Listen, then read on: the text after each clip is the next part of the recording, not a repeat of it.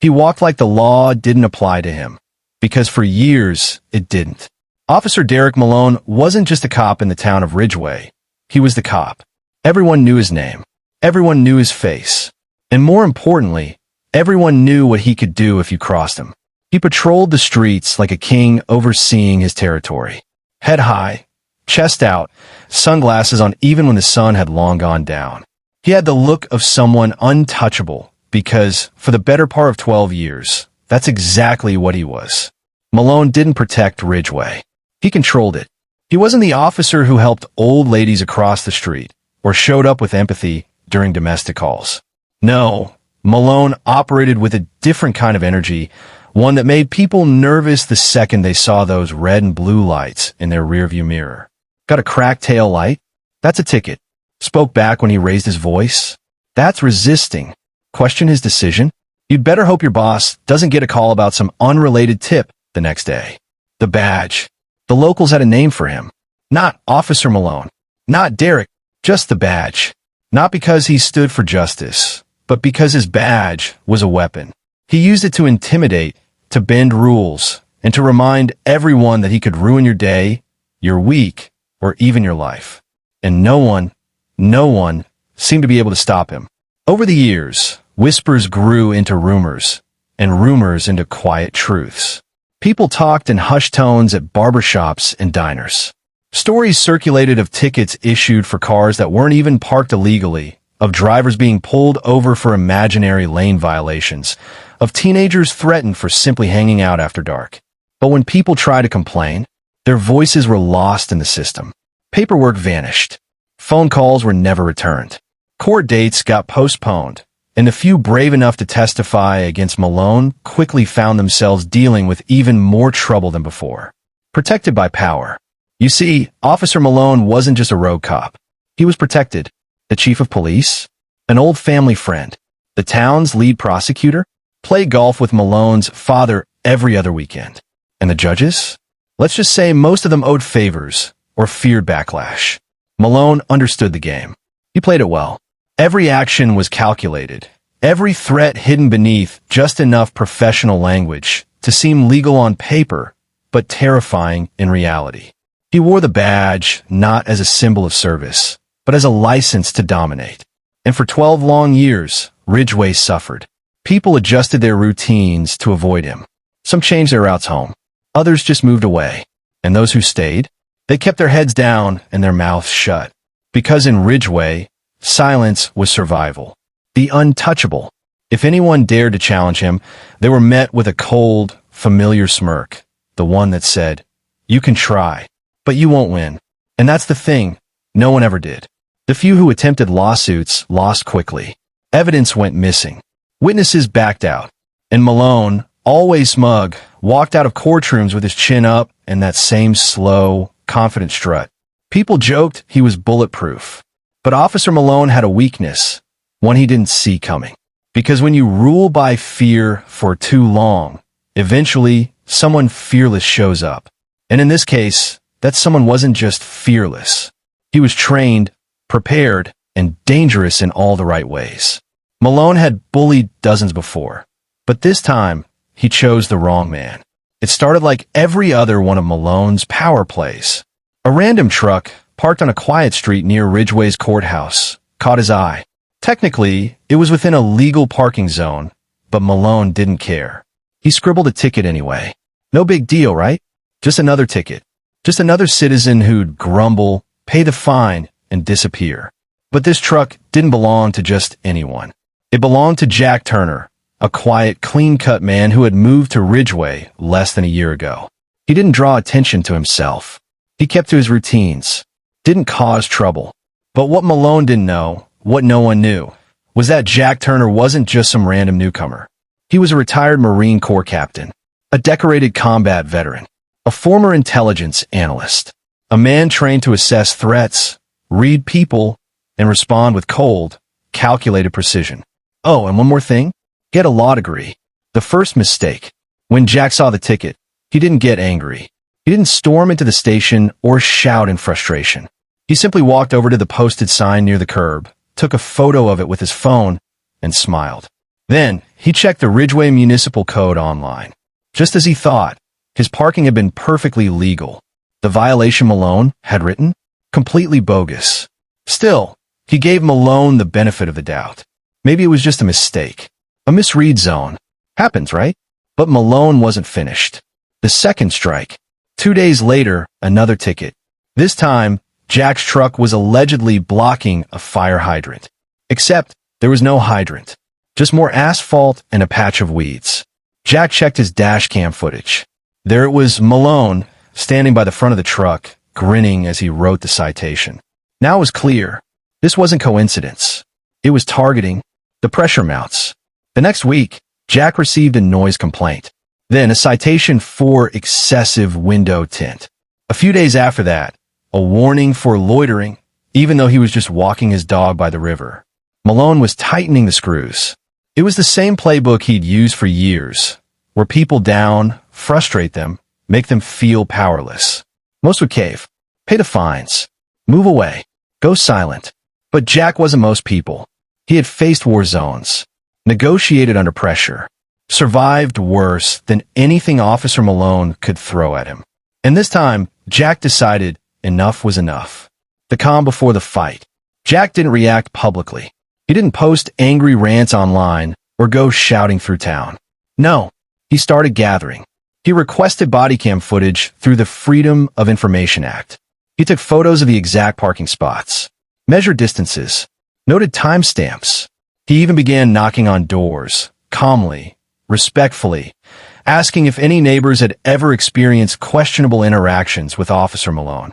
To his surprise, people opened up. A single mother who had been ticketed 5 times in a month for failure to yield at a stop sign, despite having dashcam proof she did.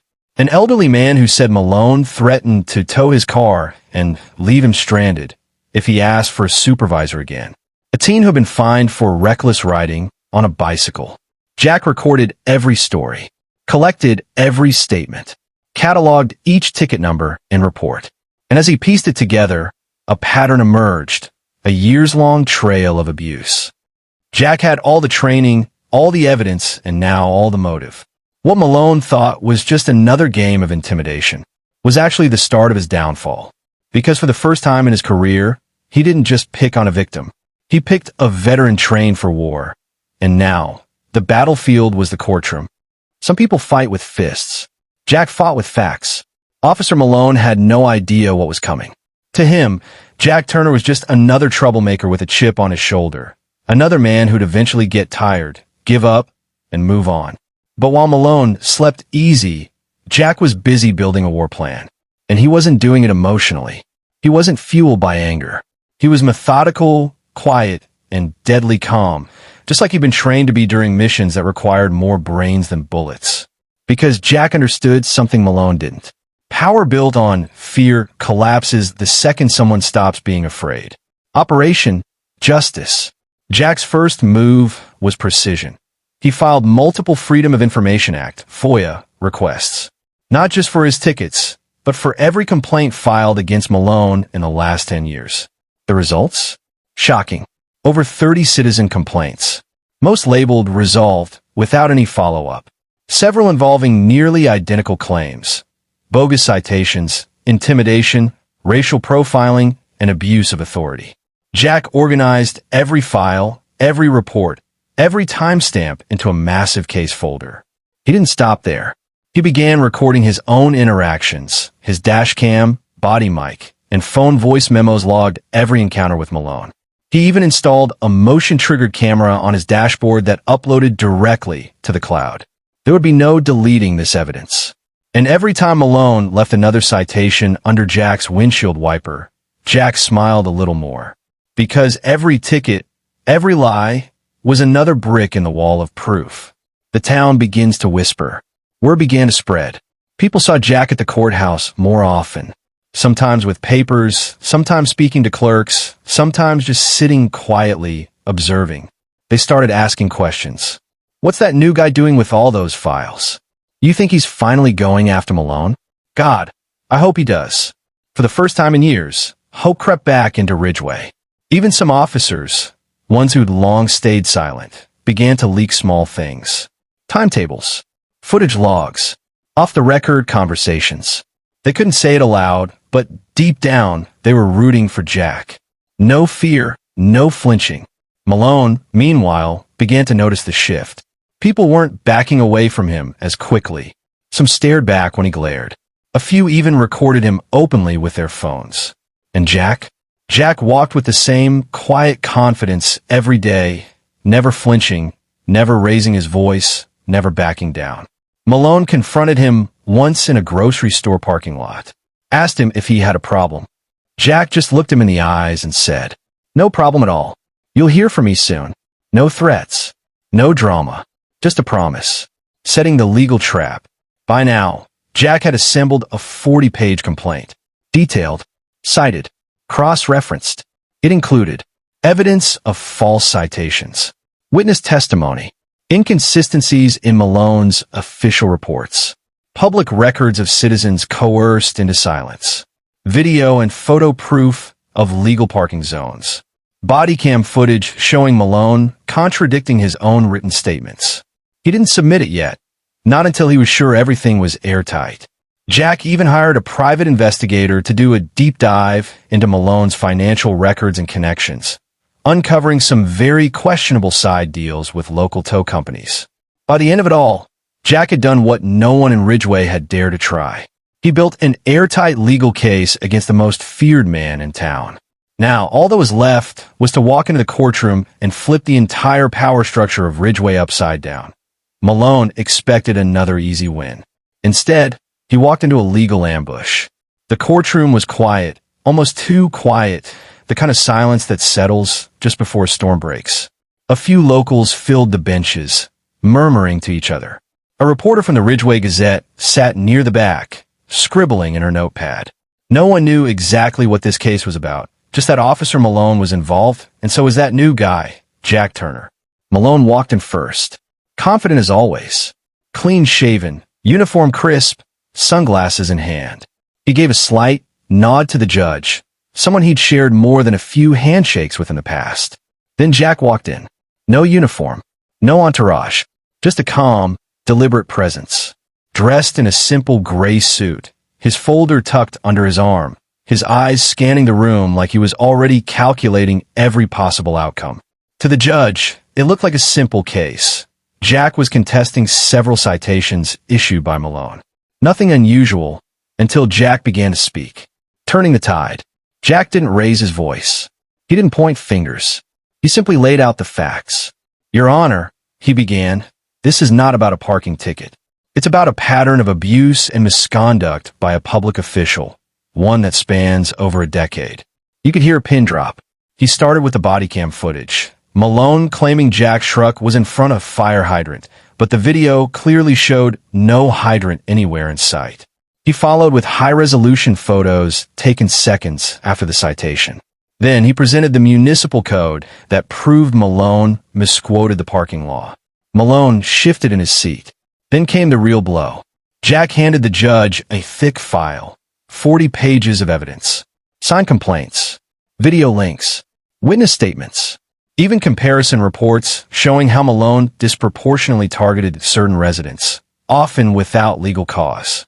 And for every claim, Jack had proof. When Malone's lawyer objected, saying Jack was bringing an unrelated history, the judge shook his head. If a law enforcement officer shows a consistent pattern of unlawful behavior, the judge said, then history is exactly what we need to see. The trap snapped shut. Malone's attorney scrambled, trying to poke holes in Jack's argument. But Jack was ready. He responded to every challenge with calm precision. He cited laws. He cross-referenced ticket numbers. He even played footage showing Malone laughing about teaching someone a lesson during an offhand comment caught on his own body cam. When asked how he gathered so much evidence, Jack simply said, "I'm trained to prepare before stepping onto the battlefield." This is no different. By the time Jack was done, the judge leaned back in his chair, silent. He looked at Malone, then at the stack of documents in front of him. "This is not a traffic hearing anymore," he said slowly. "This is a question of public trust." The room reacts. In the crowd, people whispered, "That's the same thing that happened to me." He finally got caught. Jack really did it. Even the reporter had stopped writing, just listening now, stunned. Malone, the man who had walked in with a smirk, now sat stiff, sweating through his collar. The judge announced a recess. He needed time to review the materials. But the message was clear. This wasn't going away. Not this time. Jack gathered his documents, nodded once to the judge, and walked out, silent, steady, and victorious in the way that didn't need applause.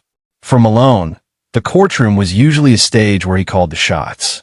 But today, he wasn't in control. He had just been outmaneuvered, exposed, and put on record by a man he thought would be easy to scare. When justice moves slowly, it often hits the hardest. In the weeks following the courtroom clash, Ridgway began to shift. At first, nothing seemed to happen. No official statements. No press conferences. Officer Malone was still on the job. Still patrolling.